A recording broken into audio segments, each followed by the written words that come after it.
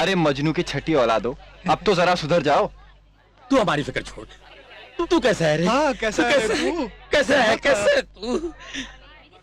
तेरी याद में सूख के काटा हो गया हूँ यार।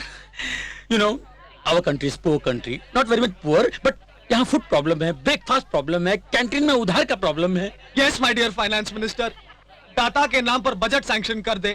जेब में सिर्फ 54 बची है। जेब में सिर्फ 54 बची है और चले सूजी को पिक्चर दिखाने, इश्क लड़ाने। इश्क इश्क इश्क। अरे यार, इश्क के नाम से याद आया, पूनम कैसी है, कहाँ है वो? मत पूछ यार, पूनम तो गुस्से से आग बबूला हो गई है, ज्वालामुखी हो गई है, तुझे देखते ही भस्म कर देगी। मतलब के सामने जाने के लिए हिम्मत जुटानी पड़ेगी। बहुत ज्यादा। जो जुटाना है जुटा ले दोस्त, मोहब्बत का तूफान अपनी फुल स्पीड पर इसी तरफ आ रहा है।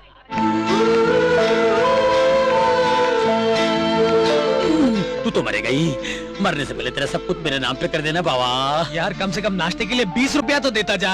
लगता है तुम दोनों मुझे दहेज में एडवांस मिले हो। सरकार के बच्चे जिए तेरा खून पिए। हाय पूनम। अरे कहाँ जा रही हो? जहन्नुम में। नाराज हो क्या? तुम्हें से क्या, तुम तो गांव में छुट्टियां मना है ना? तो जाना ही पड़ा ना यार, माँ और भाई के लिए। तो वही रहते, वापस आने की क्या जरूरत? अरे वापस भी तो आना ही था ना तुम्हारे लिए।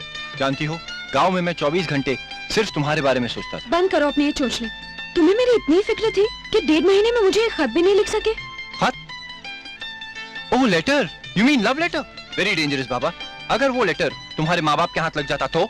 हद से हद क्या होता, तुम्हारे हाथ पांव टूट जाते। क्या क्या क्या क्या क्या? प्यार में वार? ना बाबा, ना रे ना। मुझे टूटा फूटा आशिक बनने का कोई शौक नहीं। No Laila Majnu for me please. बस यही है तुम्हारी मोहब्बत? अरे लोग तो प्यार में मर मिटने को तैयार हो जाते हैं और तुम सिर्फ हाथ पांव तोड़वाने से डरते हो। क्या खाक मोहब्बत करते हो मुझसे? अरे अरे, मैं मजाक कर रहा था, मेरी बात तो सुनो। मुझे कुछ नहीं सुनना बुन्ना। आज से तुम्हारी मेरी बातचीत बंद। मैं तुम्हारी सूरत भी नहीं देखना चाहती। हाँ, ये तुमने बहुत सही फैसला किया पूनम। वैसे भी तुम्हारी जगह इस फटीचर कंगाल के पास नहीं, हमारी बाहों में। Shut up. ये गांव नहीं कि तेरे बाप के पालतू कुत्ते तुझे बचाने आएंगे। ऐसी पिटाई करूंगा साले कि तू तो क्या, तेरी औलाद भी गंजी पैदा होगी। प्रिंसिपल साहब। Good morning students and welcome back to college. अरे भाई, बेल बजने ही वाली है, डोंट वेस्ट टाइम, अपनी अपनी क्लास में जाओ। और हाँ पूनम, तुम मेरे साथ आओ। इस साल के डांस ट्रूप के बारे में तुमसे कुछ बात करनी है। आओ, कम ऑन। लगता है इस कॉलेज में सभी को कबाब में हड्डी बनने का शौक है। चलो, अब पूनम को कॉलेज के बाद ही मनाना पड़ेगा। नमस्ते मीरा जी। नमस्ते। मंदिर जा रही हैं? जी हाँ। आज भगवान से क्या मांगने का इरादा है? वही जो हमेशा से मांगती आई हूँ, कि बाकी की जिंदगी भी इज्जत से कट जाए। वैसे आजकल के जमाने में मुश्किल काम है। मुश्किल काम तो आप कर रहे हैं बरसों से। ये बताइए कि जिस गांव के लोग अपने बच्चों को मुफ्त स्कूल पढ़ने के लिए नहीं भेजना चाहते, वहां आपको अपने भाई को कॉलेज तक पढ़ाने का ख्याल कैसे आया? दरअसल ये मेरे बाबूजी का सपना था कि हम दोनों भाई खूब पढ़ लिख कर अपने ज्ञान की रोशनी से सारे गांव को उजागर करें। लेकिन अचानक उनका स्वर्गवास हो गया और सारे घर गृहस्थी की जिम्मेदारी मुझ पर आ गई। मैंने सोचा बैल और खेत मेरे हिस्से में ही सही, मैं अर्जुन को पढ़ा लिखा कर बाबूजी का सपना अब भी पूरा कर सकता हूं। और यही मेरी जिंदगी का मकसद बन गया। मंदिर आ गया। मैं भगवान से प्रार्थना करूंगी कि वो आपको आपके मकसद में जरूर कामयाब करें।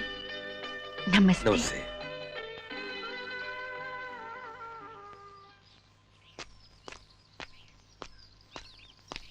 अरे असलम, इस वक्त तुम यहाँ? कौन है ये लोग? इनसे मिलो किशन भैया, ये है नवीन चंद्र शाह। इस बार इलेक्शन में ठाकुर के उम्मीदवार जटाशंकर त्रिपाठी के खिलाफ खड़े हो रहे हैं। आत्मा प्रसन्न हुई आपसे मिलकर, बड़ी तारीफ सुनी है आपकी। अरे बैठिए ना आप लोग। धन्यवाद। कहिए, क्या सेवा कर सकता हूँ? आप गांव के सज्जन और सम्मानजनक व्यक्ति हैं। चुनाव में आप जैसे लोगों के समर्थन के बगैर हम तो बिल्कुल अधूरे हैं। हर नेता पहले यही कहता है और चुनाव पूरा होते ही पहचानने से इनकार करता है। पिछली बार जिस नेता का हमने साथ दिया, उसने मेरा तो क्या, सारे गांव के भरोसे का खून कर दिया और ठाकुर के हाथों जा भी कहा। इसलिए मैंने फैसला कर लिया है कि चुनाव और चुनाव वालों की बातों में मैं नहीं आऊंगा। परंतु अन्याय और अत्याचार के विरोध में खड़ा होना आपका धर्म है, कर्तव्य है। दुख तो यही है कि हम लोग हमेशा अपना कर्तव्य निभाते आए हैं, लेकिन इलेक्शन जीतते ही नेता अपना कर्तव्य भूल जाते हैं। देखिए श्रीमान जी, पांचों उंगलियां एक बराबर नहीं होती। आप हमारा घोषणा पत्र पढ़ लीजिए, फिर जवाब दीजिए। ठीक है, मुझे सोचने के लिए कुछ वक्त दीजिए। जटाशंकर जी, अगर कृष्णा हमारे विरोधियों से जा मिला तो इलेक्शन के दिन हमें गांव वालों के साथ अपनी मनमानी नहीं करने देगा, और यह बात हमारे लिए बहुत ही बड़ी मुसीबत बन सकती है। ठाकुर साहब, हमारी तो ये समझ में नहीं आ रहा कि ये नया अवतार है कौन। आप तो ये कृष्णा से ऐसे घबरा रहे हैं जैसे वो द्वारका जी से सीधे टिकट कटवा के आवा है हमारा पासा पलटने के लिए। बस यूं ही समझिए, कृष्णा उस मशहूर क्रांतिकारी रमन प्रसाद यादव का बेटा है। कौन? वो स्वतंत्रता सेनानी जेका सरकार भारत रत्न से पुरस्कारित किए रहे? जी हाँ, वही। उन्हें गुजरे हुए तो बरसों बीत गए, लेकिन आज भी गांव वाले उस खानदान की बहुत इज्जत करते हैं और आज भी उस परिवार का कहा मानते हैं। ठाकुर साहब, ये बात जरूरी तो नहीं कि होनहार बाप का बेटा भी होनहार ही हो। वो ससुरा लुच्चा लफंगा बदमाश भी तो हो सकता है कि नहीं? हा? क्या मतलब?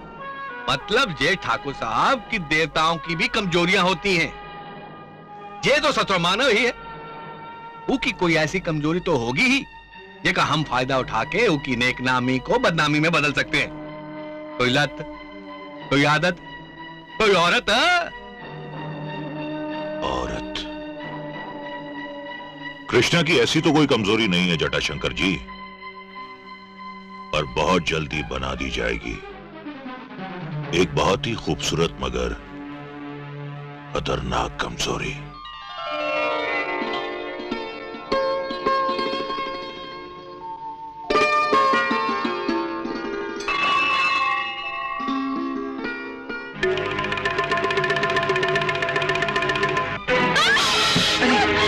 बहुत अच्छे भाई, वाह, क्या खूब तमाशा है। कैसा तमाशा? गांव वालों, बहुत सुनी होंगी तुमने सतयुग की मीरा की प्रेम कहानियां। उस बेचारी के लिए तो अपने कृष्णा के ध्यान में मगन रहना ही काफी था, मगर ये देखो कलयुग के कृष्णा और मीरा की रास लीला को खुल्लम खुल्ला सरेआम बेशर्मी से। ये क्या बकवास है? मीरा जी ठोकर खाकर गिरने लगी थी, मैंने सिर्फ उन्हें संभालने के लिए हाथ बढ़ाया था और कुछ नहीं। अरे जो खुद गिरा हो वो किसी और को क्या संभालेगा? वैसे सारे गांव में तुम्हारे आंख मटक्के का चर्चा है कृष्णा। राम राम राम राम, खुल्लम खुल्ला रास लीला, वो भी विधवा के साथ।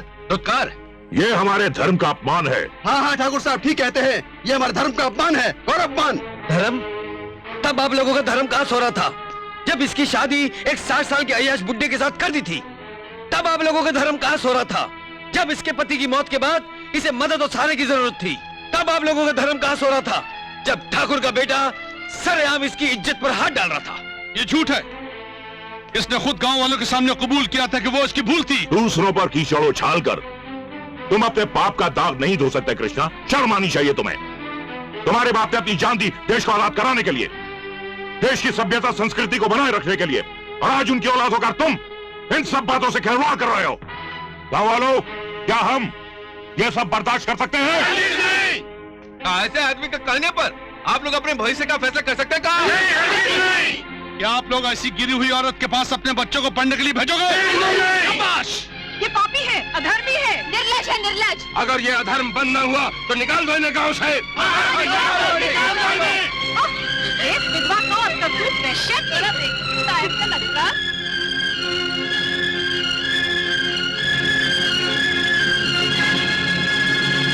वाह ठाकुर साहब वाह, आपने तो इस देश की जनता की दुखती रग पर हाथ धरा है। बस इनसे इतना कहो, तुम्हारा धर्म खतरा में है, जो जी चाहे करवा लो। बिल्कुल, खून खराबा दंगा लूट धर्म के नाम पे सब जायज है जी। हमें ये सिलसिला यूं ही जारी रखना पड़ेगा जब तक इस बदनामी के डर से हमारे विरोधी खुद कृष्णा को चुनाव के मैदान से बाहर ना फेंक दें। फिर देखना इलेक्शन के दिन हम क्या गुल खिलाते हैं।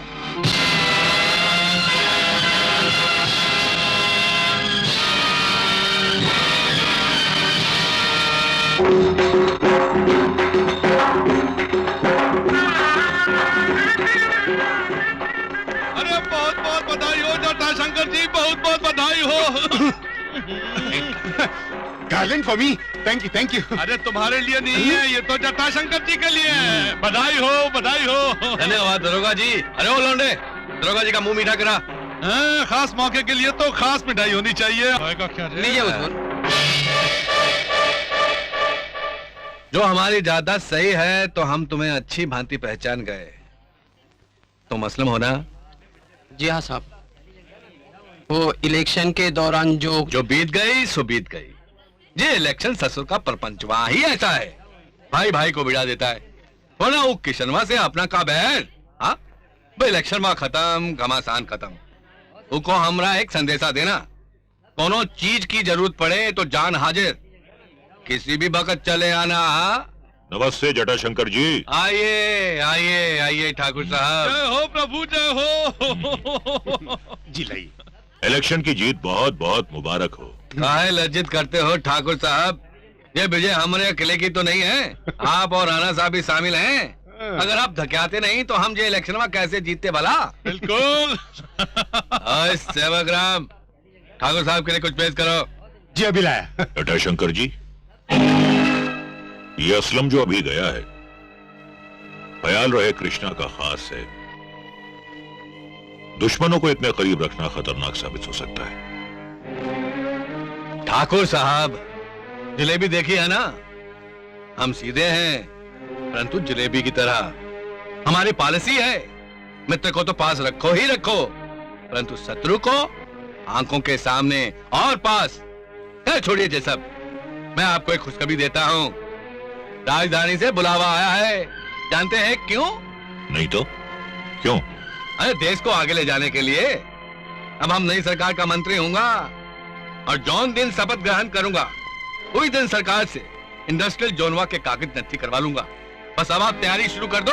Yes, him wear garland, now you grab land. ठीक है, हम कल ही से तैयारी शुरू कर देते हैं। ये हुई ना बात।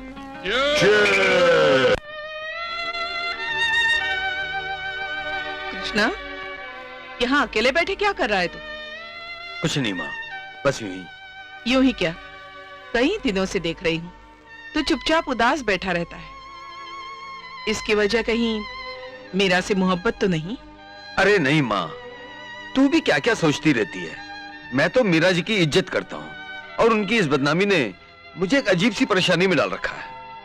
ये परेशानी दूर करने की एक ही तरकीब है, मीरा से शादी कर ले। अरे माँ, ये नामुमकिन है और तू अच्छी तरह जानती है कि जमीन की आमदनी से हम बड़ी मुश्किल से अर्जुन की पढ़ाई का खर्च और घर का गुजारा कर पाते हैं। और वैसे भी शादी प्यार का बंधन है, कोई मजबूरी नहीं। फिर तो मीरा को इस बदनामी से कोई नहीं बचा सकता, उसे इस अग्नि परीक्षा से गुजरना ही होगा।